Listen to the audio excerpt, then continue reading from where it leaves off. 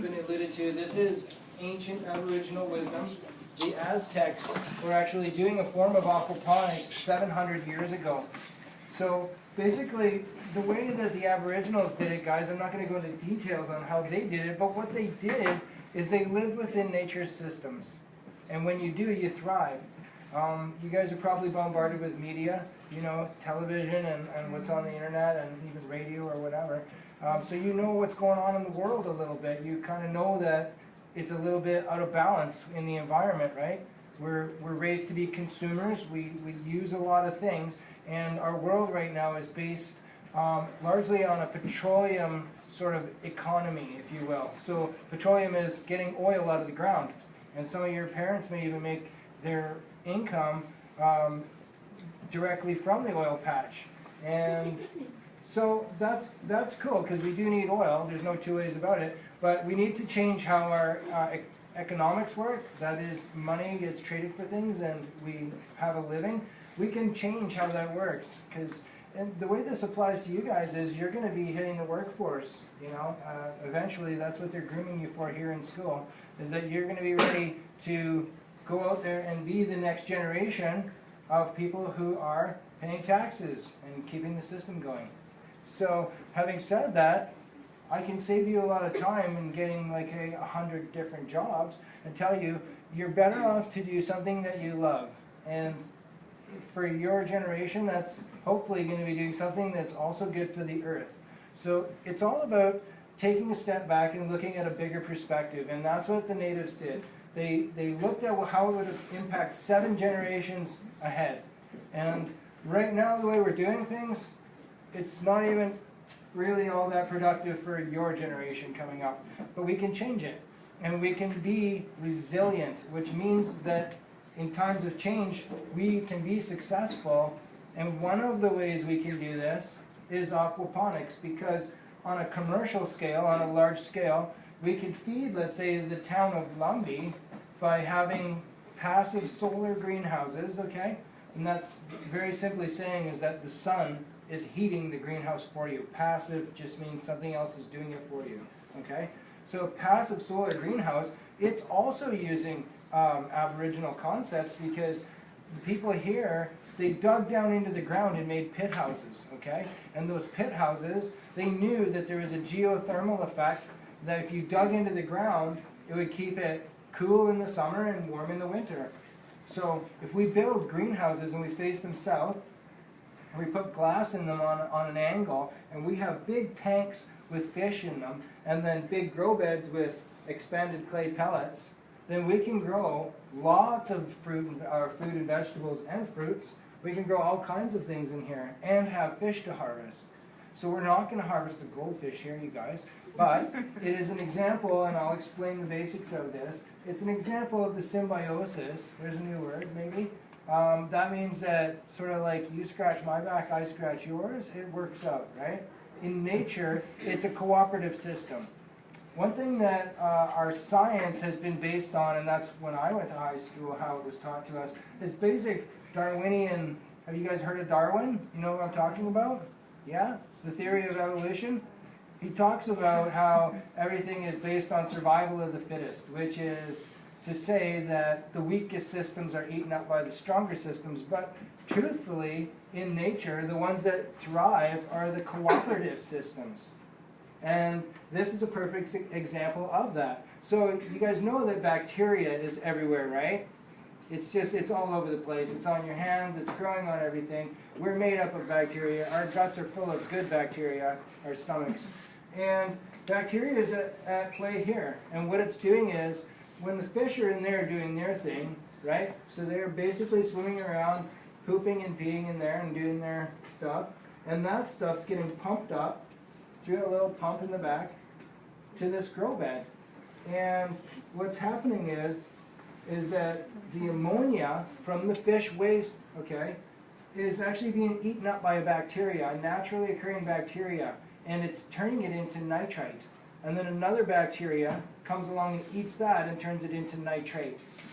So that's a little bit of chemistry for you, and it doesn't get much more complex than that. It's a bacteria cycle, okay? They get eaten, And the important thing for you guys to know is that nitrates are what plants love. So if this turns from ammonia to nitrate eventually, that's really good for the plants.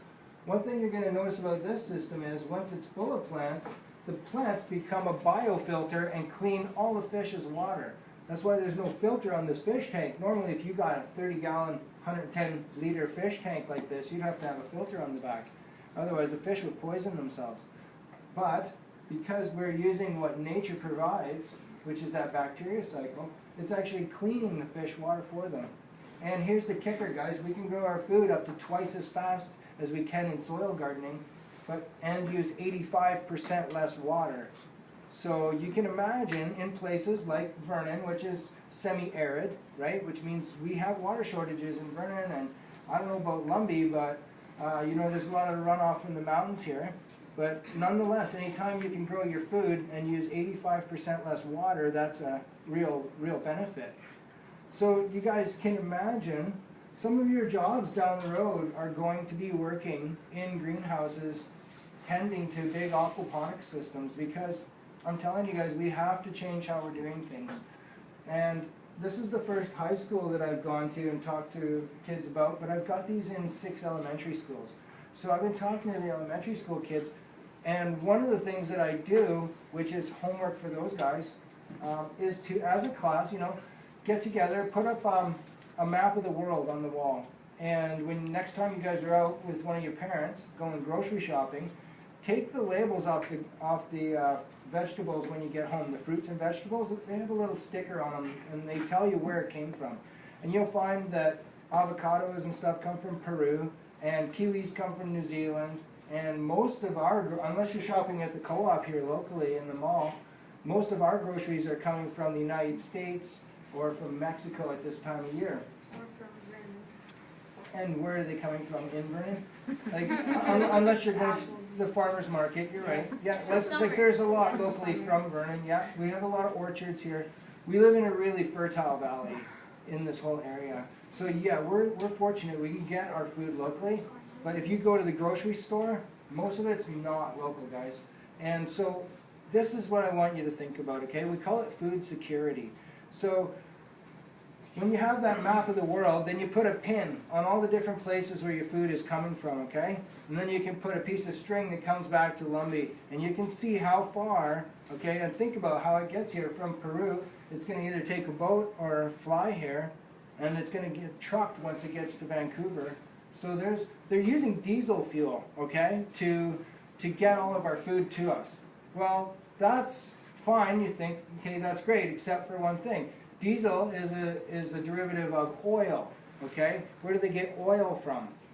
They get that from the oil fields, right? Some of it from Fort McMurray, where they're rendering down the bitumen into like a tar. It's kind of it's a really inefficient way to get oil out of the ground. And the other way they're doing it is they're fracking the ground. So they're dumping acid under pressure into the ground, and they're hoping that that will push the oil and get it flowing up the pipe faster for them. So with no regard to what's good for the earth, this is where we're getting our diesel from, you guys. So we got to start thinking about your generation. You guys want to have kids someday. Where are you going to get your food from, right? We have to start growing all of our own food locally. And we can do it. We have the technology. They were doing it 700 years ago, right? So we can do this. We can grow our food up to twice as fast as soil gardening using 85% less water. That's a big deal, right? So you guys must have a bunch of questions for me, right? Tons of questions? Any questions? Me. Yeah? What's the oven for? This is cool. This is a light. This is an LED light. So when I turn on that, Disco party. that's the vegetative lights. That's the red spectrum. You guys know about the full spectrum. You've looked at a rainbow. It goes from infrared to ultraviolet, right? So if I add the flowering, that added blue lights to it. Here, I'll show you. I'll turn that off. You see it's blue? Right? Then you add the reds and you get purple. So that's full spectrum LED lighting right there. And the reason I went with this is because LED lights are simply electronic. They don't have mercury inside of tubes like the lights above you. These compact fluorescent lights are, these fluorescent lights, they all have mercury in them. And that mercury just gets into the landfill, because that's where they go. They go to the dump. They crush them up, and then they just dump it in the ground and bury it. So this is what I'm trying to get across to you guys. We have to do things differently. This is why these aren't on in the middle of the day, because it's hard on your eyes.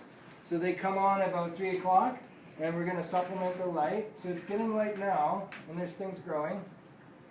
And this hasn't been growing with this light. It hasn't been coming on. So Miss Shields just put in a piece of lettuce down here with no roots on it or anything. And even though this hasn't really gone through its bacteria cycle yet, it's growing quite nicely. You guys can come up later and see. So this is expanded clay pellets, guys. It's inert, which means that it doesn't have anything living. It's just clay that they rolled up and put in an oven, and now it's puffed up like, you can use volcanic rock. You can use gravel even, but it has to have no limestone because that'll throw your pH off. So it's just there to provide structure for the root Yes, system, right? It's exactly. not providing any nutrients or anything else. That's right. We've just been talking a lot about the carbon cycle. And in science, in fact, I'll be having a test on Friday about this, right? And talking about how carbon in our own bodies gets recycled over and over. And the fact that the carbon that's in the bodies right now, and then all the things that we eat and consume, the same carbon that's been here for 4.5 billion years, and it just keeps getting recycled. So this ties in exactly sort of what we've been talking about. That's good. And I want to tell you guys too, where this also ties in, another part of the symbiosis is that in 2 months, when the system has been up and cycled and there's plants growing in here, we're going to come in with red wiggler worms that we use for composting, and we're going to put those red wiggler worms right in here, and they're going to live in these expanded clay pellets, and they're going to do very well. They're going to thrive. They're going to eat the excess fish waste, the fish poop, if you will, and they're going to do their own pooping. Everything relies on poop. You guys are kind of getting that, right? It all boils down to we need fertilizer, and that is the breakdown of carbon, like you guys are talking about. It's decomposition of. What do we call, what type of organisms are worms? You guys remember? Detrivores, yeah, exactly. Cool. Right?